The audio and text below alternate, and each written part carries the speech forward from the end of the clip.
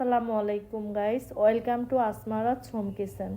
এই চিংড়িগুলো আমি অনেক দিন ধরে খুঁজতেছিলাম বাট পাচ্ছি না। হঠাৎ একদিন চোখের সামনে পড়ে গেল, বাট যেই কথা সেই কাজ, নিয়ে নিলাম। 5টা চিংড়ি নিয়ে নিলাম, প্রায় 2 কেজির কাছাকাছি। বাসায় এনে সঙ্গে সঙ্গে ক্লিন করে নিচ্ছি।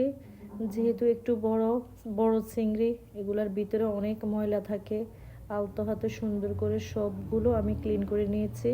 আমার মাছগুলা ক্লিন করা হয়ে গেল। হয়ে যাওয়ার পরে এখন আমি এগুলা ম্যারিনেট করে নিব। আমি 1 চা চামচ হলুদ দিলাম, 1 চা চামচ লবণ দিলাম, দিয়ে এখন আমি এগুলা ভালোভাবে মেখে নিলাম। এই চিংড়ি মাছগুলো দিয়ে আজকে আমি করব চিংড়ি মাছের মালাইকারি। তাই আজকে আমি এই চিংড়িগুলোকে ভেজে নিচ্ছি। এখন এগুলা ভেজে নেওয়ার পালা।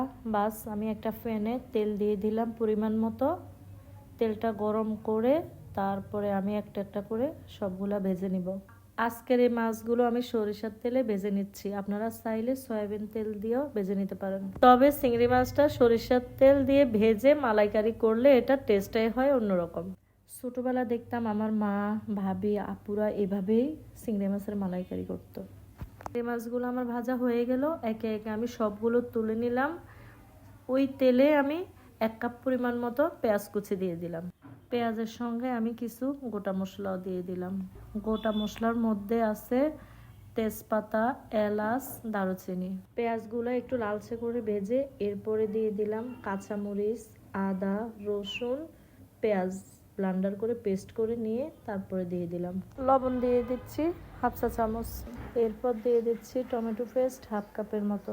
আরও দিয়ে দিলাম কাজু বাদাম, কিশমিশ পেস্ট করে 3 টেবিল চামচ। আপনারা চাইলে চীনা বাদাম দিতে পারেন। এবার আমি সবগুলো মশলা দিয়ে 3 থেকে 4 মিনিট আমি ভালোভাবে কষিয়ে নিচ্ছি।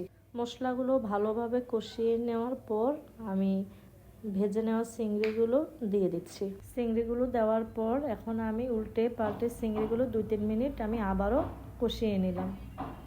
তারপর আমি একটু নারকেলের দুধ দিয়ে দিলাম। এখানে প্রায় 2 কাপ পরিমাণ মতো নারকেলের দুধ দিয়েছি।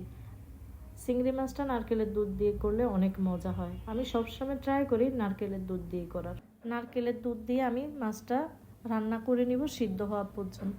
ঢাকনা দিয়ে দিব আর ঢাকনা দিয়ে প্রায় 10 মিনিটের মতো আমি রান্না করে নিব। চিংড়ি মাছ সিদ্ধ হতে কিন্তু খুব একটা সময় লাগে না। এরপর আমি দিয়ে দিচ্ছি কিছু কাঁচামরিচ, আরও ঢাকনা দিয়ে রেখে দিচ্ছি ঝোলটা ঘন হওয়া পর্যন্ত। বাসায় 2টা ছোট চিংড়ি ছিল, ওগুলো আমি সাথে অ্যাড করে দিলাম। এই তো হয়ে গেল আমার চটপট চিংড়ি মাছের মালাইকারি। আমি একটু গ্রেভি রাখতে পছন্দ করি, এজন্য আমি গ্রেভি রেখেছি। আমার বাচ্চারা একটু গ্রেভি পছন্দ করে, তাই আপনারা চাইলে পাতলা করতে পারেন। এখন আমি আমার চিংড়ির মালাইকারিটাকে পরিবেশন করে নিচ্ছি। আপনারা কিন্তু এই চিংড়ি মাছের মালাইকারিটাকে ভাত, পোলাও, ফ্রাইড রাইসের সাথে পরিবেশন করতে পারবেন। যে কোনো স্পেশাল অকেশনের জন্য এই চিংড়ি মাছের মালাইকারিটাই হবে হিট একটা আইটেম। আবার চলে আসবো অন্য কোনো ভিডিও নিয়ে। আজকে এই পর্যন্ত। আল্লাহ হাফেজ।